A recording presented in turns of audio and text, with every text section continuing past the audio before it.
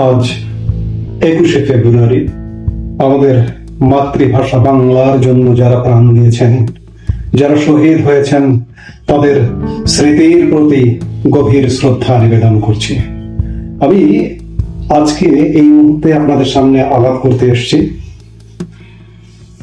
মহামান্য রাষ্ট্রপতির সাথে প্রধান উপদেষ্টার মুখ দেখা দেখি বন্ধ এবং 21-এর প্রথম প্রহর কেমন উদযাপিত হলো এই প্রসঙ্গটি নিয়ে।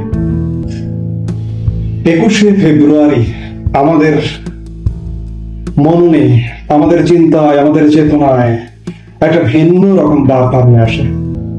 খুব ছোটবেলা থেকে যখন থেকে বুঝতে শিখেছি, তখন থেকে 21 যেন আগের দিন থেকে একটা ভিন্ন মাত্রা নিয়ে আসে। ঠিক একই ধারাবাহিকতায় 2025-এর 21শে ফেব্রুয়ারি ভাষা শহীদ দিবস এসছে, উদযাপিত হচ্ছে। আমরা দেখলাম 21-এর প্রথম প্রহরে আমাদের কেন্দ্রীয় আয়োজনটি কেন্দ্রীয় শহীদ মিনারে কেমন হলো। আমি শুরুতে কথা যেটি দিয়ে শুরু করেছিলাম যে প্রধান উপদেষ্টা মহামান্য রাষ্ট্রপতির সাথে এক প্রকার মুখ দেখা দেখে বন্ধ করেছেন। আমি বিশেষ করে টেলিভিশন স্ক্রিনে যেটি দেখলাম যে মহামান্য রাষ্ট্রপতি রাত 12টা 1 মিনিটে যথা নিয়মে শহীদ বেদিতে পুষ্প মাল্য দান করেছেন, কিন্তু প্রধান উপদেষ্টা যিনি সরকার প্রধানের দায়িত্বে আছেন, অন্তর্বর্তীকালীন দায়িত্বে আছেন, তাকে কোথাও খুঁজে পাচ্ছিলাম না। প্রায় 15 মিনিট পরে হঠাৎ করে মাইকে ঘোষণা আসলো যে প্রধান উপদেষ্টা এবার পুষ্প অর্পণ করবেন। প্রায় 15 মিনিট পরে তিনি পুষ্প অর্পণ করলেন। আমরা কি দেখেছি এমনটা? আমরা কি কখনো বিগত বছরগুলোতে রাষ্ট্রপতি, সরকার প্রধান এবং রাষ্ট্রপ্রধান দুজন আলাদা আলাদা, দুজনের মুখ দেখা দেখি নেই, এমনটা কি হতে দেখেছি? আমরা দেখেছি রাষ্ট্রপতি পুষ্পমাল্য অর্পণ করছেন, প্রধানমন্ত্রী অপেক্ষা করছেন, স্পিকার অপেক্ষা করছেন, প্রধান বিচারপতি অপেক্ষা করছেন, অর্থাৎ ধারাবাহিক ভাবে আমরা তাদেরকে দেখেছি। কিন্তু এবার কি দেখলাম?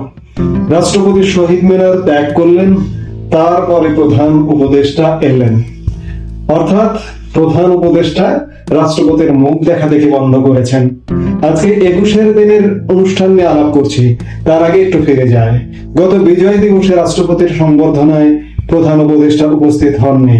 আমাদের রেওয়াজ অনুযায়ী প্রধান উপদেষ্টা বা প্রধানমন্ত্রী সাধারণত রাষ্ট্রপতির সংবর্ধনায় উপস্থিত হন। ঠিক এমনি ভাবে প্রধানমন্ত্রী যদি পৃথিবীর কোনো জায়গায় সফর করতে যান, রেওয়াজ অনুযায়ী সফর করে ফিরে এসে তিনি রাষ্ট্রপতির সাথে সাক্ষাৎ করেন।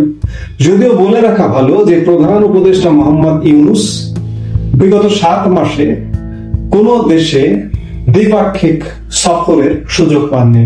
কোন দেশের রাষ্ট্রীয় অতিথি হিসেবে দ্বিপাক্ষিক সফর করবার তকদির তার হয়নি। তিনি যে সফরগুলো করেছেন, বিশেষ করে এই যাবৎ 4টি সফর করেছেন, সবগুলো বহুপাক্ষিক, একটি গুরুত্বপূর্ণ জাতিসংঘের সাধারণ পরিষদে, বাকি 3টি গুরুত্বহীন সফর।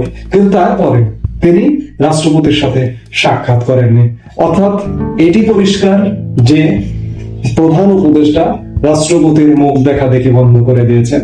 এটি প্রতিহিংসা, এটি রেশারেশি থেকে। রাষ্ট্রপতি মোহাম্মদ শাহাবুদ্দিন তো শাহাবুদ্দিন নন, তিনি একটা প্রতিষ্ঠান, সেটা যেই হোক। আজকে মোহাম্মদ শাহাবুদ্দিন আছেন, কালকে আর একজন থাকবেন, কিন্তু রাষ্ট্রপতি, মহামান্য রাষ্ট্রপতি বাংলাদেশের একটি প্রতিষ্ঠান। মোহাম্মদ ইউনূস প্রতিনিয়ত এই প্রতিষ্ঠানটিকে অবমাননা করে চলেছেন।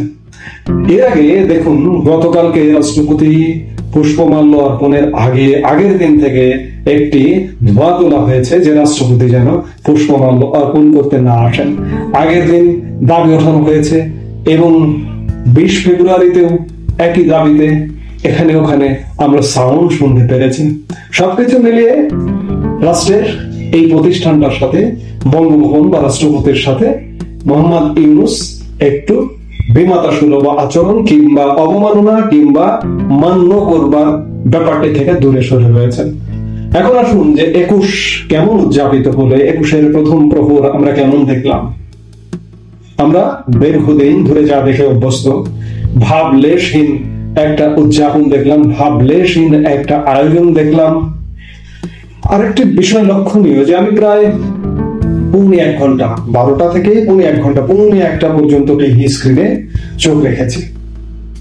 আমি পৌনে 1 ঘন্টার মধ্যে বাংলাদেশের প্রধান যে রাজনৈতিক দল বিএনপিকে দেখিনি।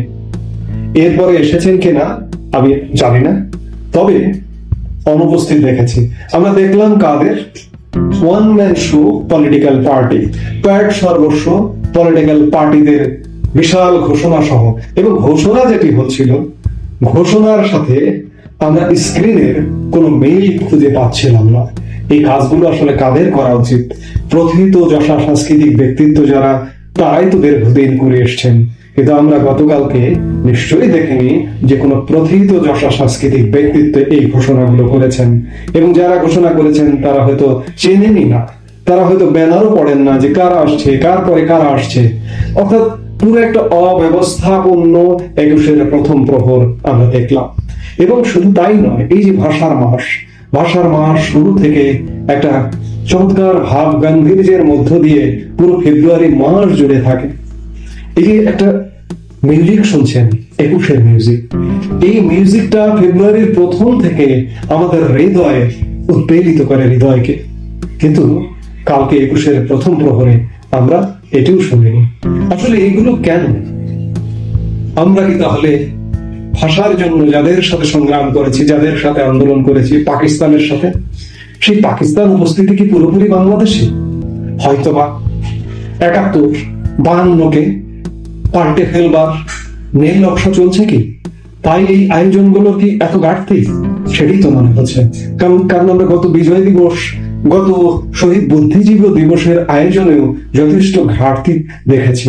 ঠিক তেমনি আজকে শহীদ দিবসেও যথেষ্ট অনাড়ম্বর আয়োজন হতে দেখছি।